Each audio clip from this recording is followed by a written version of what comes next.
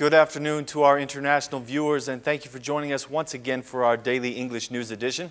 I am Daniel Cook, your host, Monday through Saturday at 6 p.m., bringing a translated version of today's top news stories.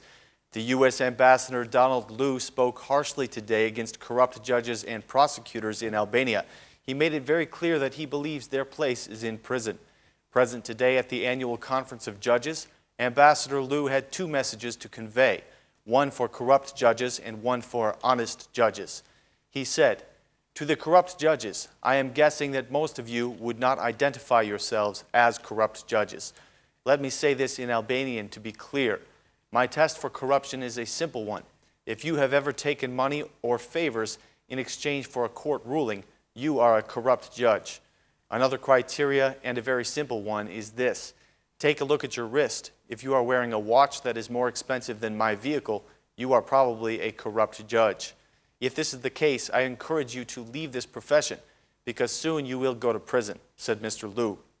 "To you honest judges, have faith. Change is coming. I know that it's difficult to be an honest judge in Albania. You don't get paid very much, and there is pressure from every direction to make important decisions for all the wrong reasons. Honest judges like you deserve to work in a system that rewards integrity.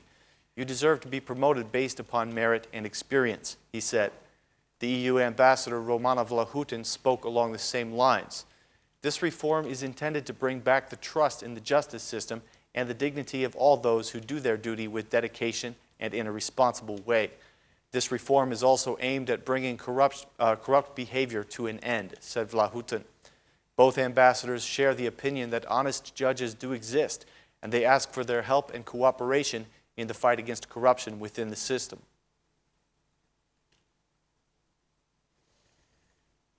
After several months of debate over the judicial reform, the primary institutions of the justice system have broken their silence and opposed the suggestions of the ambassadors. The head of the Supreme Court had this to say, "I think that the process of the reform should have been more comprehensive. Our appeal to the state institutions and to the structures that are appointed to draft the reform is that we need and we are interested in drafting a constitutional, legal, and institutional framework that incorporates international standards in the judiciary and adapts the models that have been proved to be truly effective and successful. We should not experiment with new models that are not practiced in other countries," he said. The Prosecutor General, Adriatic Lala, raised a concern about public negativity for judges and prosecutors. "I see with concern that the need to reformulate the justice system is accompanied by negative public speeches against judges and prosecutors by local and foreign bodies. In every public appearance in which the justice reform is being presented, the perception that is being put forward is that corruption is the only thing that prevails in the judicial system," said Lala. Speaking at the annual Conference of Judges, he agreed that the courts and prosecution need to be reformatted, but according to him, the generalization that is being made about corruption is not a full representation of the system. The Minister of Justice, Yuli Manyani, encouraged the judges at the conference to contribute to the justice system and not to the political system.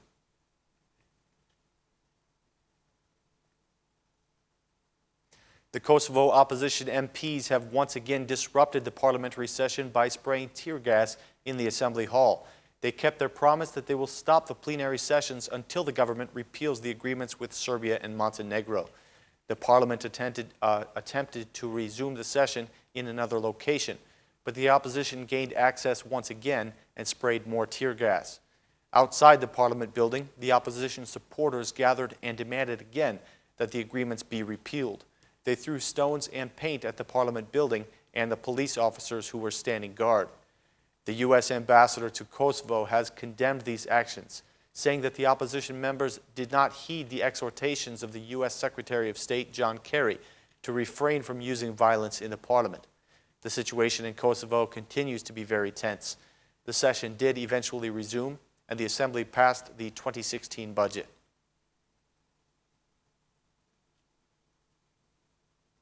The Democratic MP Edward Selami raised the concern today that the Albanian diplomats are being paid extremely little while serving as Albania's representatives in other countries. He said that many ambassadors are paid less than the minimum wage of the countries in which they serve. During the discussion of the 2016 budget at the Foreign Commission, Mr. Selami asked the Ministry of Foreign Affairs to review the salaries of the diplomats. He said, "An ambassador in the U.S., Brussels, or Germany, or in countries with high standards of living, makes less than the minimum wage in these countries. I think that something should be done to create the conditions for these people to live approximately in the same way as their colleagues. An Albanian ambassador is paid less than a driver in the regional countries," said Mr. Selami. The Secretary General of the Foreign Ministry objected to this statement, saying that the Albanian diplomats are paid the same as the diplomats of other regional countries. Also in the Foreign Commission today, the members adopted the budget for 2016, which includes an increase of 134 million lek for the Ministry of Foreign Affairs. The Economic Commission has adopted the law on local government with only the votes of the majority. The amendments to the law stipulate that the local leaders may now hold office for up to 3 years instead of only 2. This means that local government leaders in Albania will now be permitted to hold 3 mandates in office. The opposition rejected these changes, considering them to be electorally motivated. They raised a concern about the lack of funds for the local government at a time when 11,000 employees are being added and the functions and responsibilities of the local governments are growing. The Minister of State, Bledi Chuchi, denied these claims, saying that the funds for local governments are sufficient, considering that the funds for regional development are also at their disposal. The law on local government will now be passed to Parliament for a vote.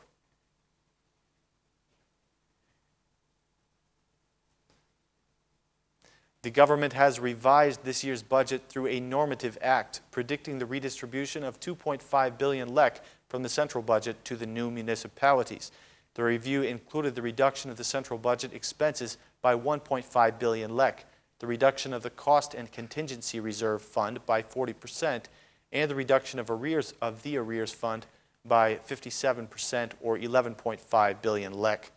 The revenues for the local governments increased by 2.5 billion, which according to the changes was provided by the transfer of the central budget. With this change, the local government fund grew by 6.1%. This is the second revision made to the budget since the beginning of the year.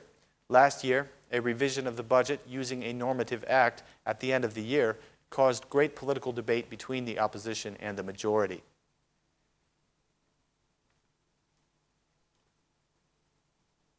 The Chamber of Commerce and Industry has awarded its annual prizes to the Albanian state dignitaries and top businesses. After giving the award Best Media of the Year 2015 to Ora News, the head of the chamber, Nikolin Jakaj, had this to say: "Every year we are asked why Ora News gets this prize. It's because every year the company is close to the Chamber of Commerce, close to the entrepreneurs, and reports the news objectively. This award is given because of their service to the citizens through the surveys and exit polls for the elections in June. The company demonstrated impartiality, professionalism, and unrivaled integrity," said Mr. Jakaj.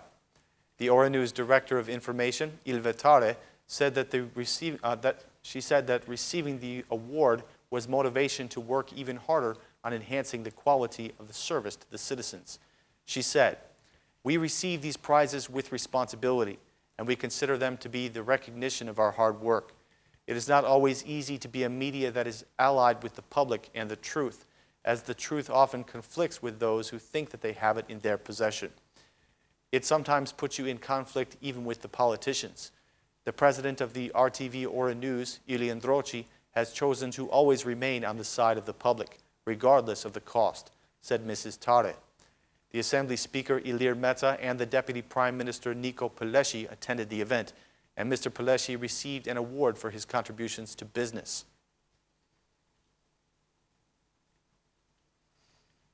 Once again, thank you for joining us for our daily English edition. We'll be back at the same time tomorrow with more news translated into English. Have a great night.